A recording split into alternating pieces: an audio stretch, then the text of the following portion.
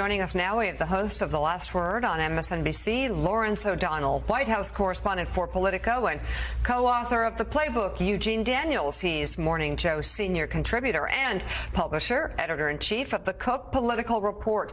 Amy Walter joins us, and NBC News Justice and Intelligence correspondent Ken Dilanian. And Amy, I know we want to take a look at the growing Republican field. We'll do that in just a moment. But first, we can't ignore, Ken, that the frontrunner Donald Trump might be a little triggered by what might have happened at a certain meeting yesterday at the Department of Justice. We can only surmise that his all caps screed and this video he did calling Joe Biden the real criminal and that he did nothing wrong.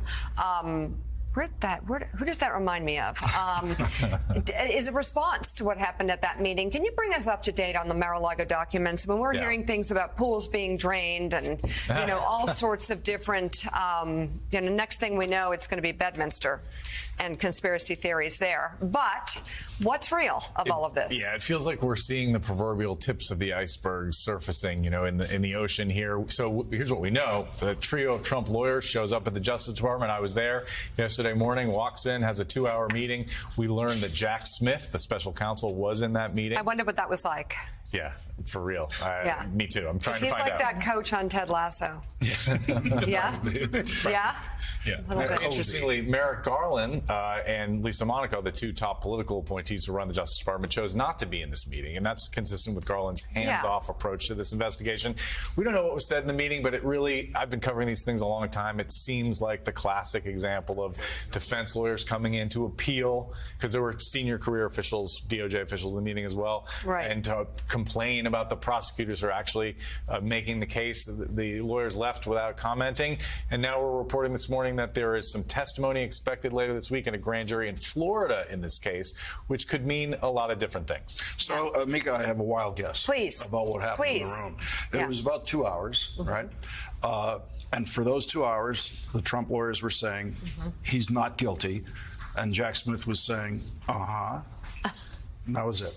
That's it. Yeah. I think that. Don't you think that? Is Washington for nothing, right? It's like you say every time someone says something. They might have had an ask, but it just doesn't seem like it went well. If you look at Donald Trump's social output and whatever his thing is. Truth Social. Yeah, he had to create that and then people, but he was in all caps saying, "Are they going to charge me? Or why are they charging me?" Right, exactly. So that sort of might have spilled the beans. No, he's the great leaker of everything on the Trump side. It's like that is actually the best evidence we have of what happened in that room. Yeah, exactly. That's been the famous part of his presidency, right? Is that every single time we were working on a story, he would just tweet it on out, right? Like over and over and over again. Exactly. So he accused Joe Biden of being a criminal, being the one who's really guilty. But is it fair to say that at this point one could be on indictment watch if they are closely watching Trump? You were looking at someone who was on indictment watch. You're on indictment watch. Okay, so what? I'm confused then because there seems to be two jurisdictions. Does that involve Trump going to both, or are there, do you think, other people? I mean, there is this whole pool draining situation. CNN has a report about that. Both things are possible. It's hard to know exactly. It's possible they could bring this entire case in the Southern District of Florida. There is venue there. A lot of this conduct happened there. For a lot of reasons, they might not want to do that. They have a much more favorable jury pool in Washington, D.C. It's also possible that the butler, Walt Nauta, who we believe has given different stories to investigators about whether he moved documents, could be facing criminal charges of making false statements. And that would have to be in Florida because that's where that interview happened. And it's possible we could see like a Paul Manafort situation where there are charges in different venues, but that against Trump, but that seems unlikely. So rapid fire really quick, because then I want to, but if he gets indicted, let's say this week or something, does he have to go to what? How long does the process drag out? This is federal court. Right. Say this happens in Washington, it would be under seal, and then he would make a first appearance. We would see sort of what played out in New York, a surrender to a courthouse, most likely, and then the indictment would be unsealed when he appears in that courtroom, and then we get to see what the charges are. What's the possibility other people are going to be charged as well who work for Trump? It's hard to say. Walt Nauta seems like he has some significant problems. Beyond that, it's really hard to say. That's his sort of body guy. The pool guy is checking with the local criminal defense lawyer in Florida. It's the first time draining the pool might be a crime in Florida. My God. Okay, Amy, let's pull ourselves together here and talk about the rest of the. How could this impact the Republican field? I think I don't want to go out too much on a limb, but it looks like something might be happening with the documents case. Well, we have the documents case. We still have Georgia. I mean, I know. Fulton County DA has been saying the summer is the time. I'm just going to see something right in front of you. Yeah. We've been making this assumption that everything like this helps Donald Trump. Whenever he has an actual opponent who's not himself, right? When he gets himself in trouble, it's when he is his own worst enemy. But when there's somebody to look at to say, it's your fault, it's your fault, it's your fault, it rallies the base. Mm-hmm.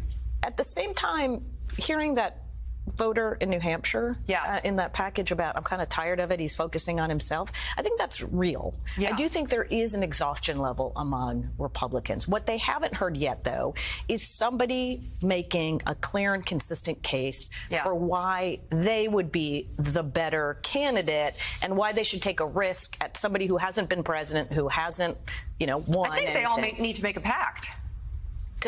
They need to make a pact to what? To just go in and just eliminate this one why not? Like they did last time. They did in 2016. Well, they didn't have one. Right. They're incapable of doing that. They're incapable of doing that. So much of the problem in Vivek Ramaswamy, it's Vivek, by the way, not Vivek. Vivek Ramaswamy, one of the candidates, was at political offices yesterday. Yeah. And we're asking him about Donald Trump. We asked him about Ron DeSantis, and he would attack Ron DeSantis. He says he was just drawing a difference between the two. But when it was about Donald Trump, he would not. And so that is going to continue to be the problem for all of these other candidates. None of them, other than Chris Christie, seem comfortable with attacking Donald Trump head on. They want to go after DeSantis. And you hear that from Republican strategists, that there's a frustration that all of these folks want to be the number two because they assume that all of these indictments at some point are going to take out Donald Trump. And then if you take out DeSantis, then you're number three. But that means that Donald Trump, if the base doesn't turn against him, if the Republicans don't turn against him after the indictment, any possible indictments, further indictments, then he's still likely to be the nominee. And that is where the Republican Party is struggling right now. Okay. It's kind of a rerun of last time. Remember, Chris Christie decided to get tough on Marco Rubio in 2016 when they were running, and no one wanted to get tough on Trump. They just, at this point, you guys, it's your party. It's your party, guys. You get it back. Ken, I want you to help me out with a friend of mine who has a candy store, and he has a TV in it, and he's probably watching about right now. In just a second, okay? I need you to explain something. But first, Jonathan Lemire, I believe you have a question for Amy. That's a great tease about the candy store. We're very curious as to where this is going. So, Amy, let's talk specifically about a couple of candidates who are jumping in the race. That's, of course, former Vice President Pence, who made it official yesterday with paperwork. Will do so tomorrow with an event. Chris Christie tonight jumping in New Hampshire. He's also part of this now.